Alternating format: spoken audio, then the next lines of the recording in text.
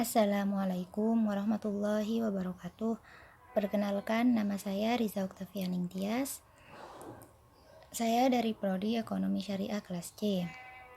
Di sini saya akan menjelaskan materi tentang pengertian, tujuan, dan ruang lingkup akhlak.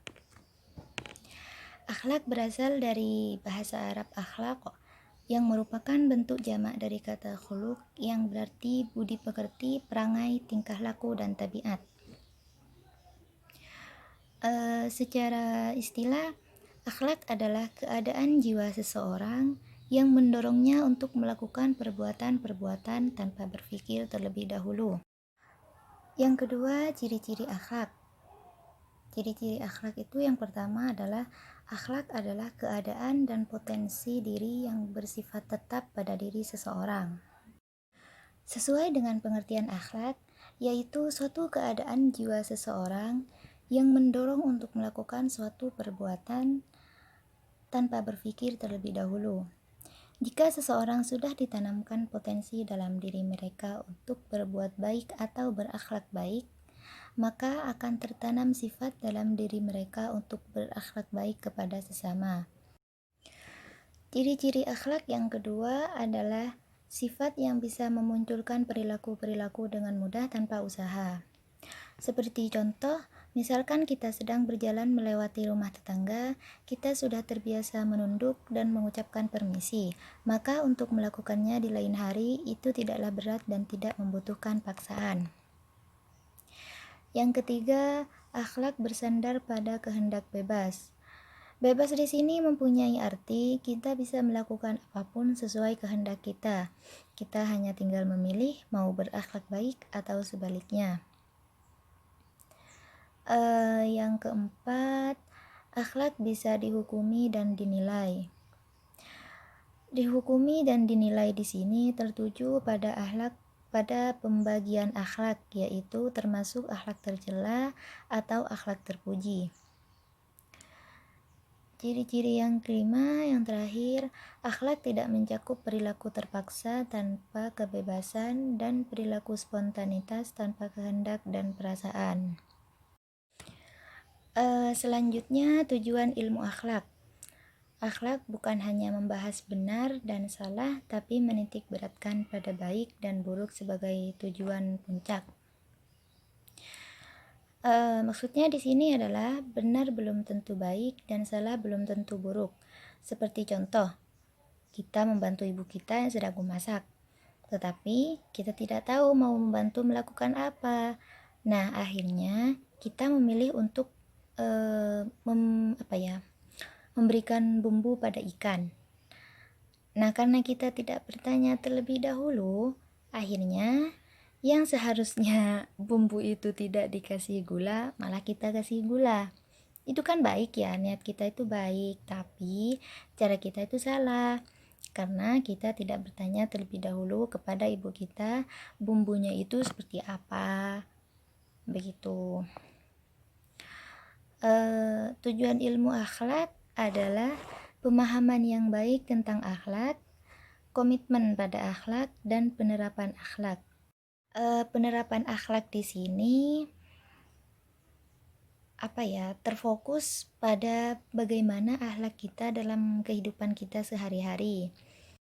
Selanjutnya, ruang lingkup akhlak. Yang pertama, akhlak kepada Allah. Akhlak yang baik kepada Allah adalah ridho terhadap hukumnya, baik secara syar'i maupun secara takdir.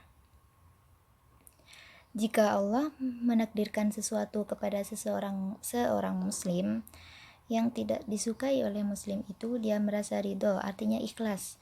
Dia menerima dan bersabar. Lalu ia berkata dengan lisan dan hatinya, saya ridho Allah sebagai Rabbku. Jika Allah menetapkan hukum syar'i, ia pun ridho dan menerima. Contoh akhlak kepada Allah. Yang pertama, berzikir kepada Allah. Yang kedua, beribadah kepada Allah. Yang ketiga, menaati segala perintah Allah dan larangan dan menjauhi larangannya. Yang kedua, akhlak kepada diri sendiri. yaitu merupakan akhlak yang harus dimiliki bagi setiap muslimin yang taat akan perintah Allah Subhanahu wa taala dan menjauhi larangannya. Akhlak terhadap diri sendiri merupakan suatu yang sangat penting dan baik bagi kita sendiri, bahkan untuk orang sekitar. Ketika kita memiliki akhlak yang baik dan mulia, maka akan menimbulkan manfaat bagi sekeliling kita dan begitu juga sebaliknya. Yang ketiga, akhlak kepada keluarga. Islam mengajarkan kepada kita tentang arti berbuat baik kepada sesama manusia, mulai dari lingkungan keluarga, sanak saudara, tetangga, atau orang-orang yang ada di sekitar kita. Bahkan sampai orang-orang yang berbeda agama pula kita wajib berbuat baik kepadanya. Berbuat baik kepada keluarga merupakan akhlak terpuji yang sangat dicintai Allah dan Rasul-Nya. Yang keempat adalah akhlak kepada tetangga. Seorang muslim yang taat senantiasa menjaga hubungan baik dengan tetangganya, seperti diteladani Rasulullah Shallallahu Alaihi Wasallam. Jika kita memasak, kemudian aroma masakan kita tercium tetangga, wajib bagi kita memberi sebagian masakan itu kepada tetangga yang menciumnya. Yang terakhir adalah akhlak terhadap lingkungan. Yang dimaksud lingkungan di sini adalah alam sekitar kita, misalkan seperti binatang, tumbuhan, itu apa ya? Itu bagaimana kita berakhlak baik terhadap mereka. Misalkan memberi makan kucing, menyiram tanaman, itu juga merupakan akhlak terhadap lingkungan. Baiklah, di sini saya akan memberikan contoh akhlak terhadap tetangga. Bisa disimak ya videonya. Di sini saya mencoba membantu bapak-bapak yang sedang membutuhkan pertolongan untuk mengangkat rumput yang telah beliau ambil untuk beliau bawa pulang.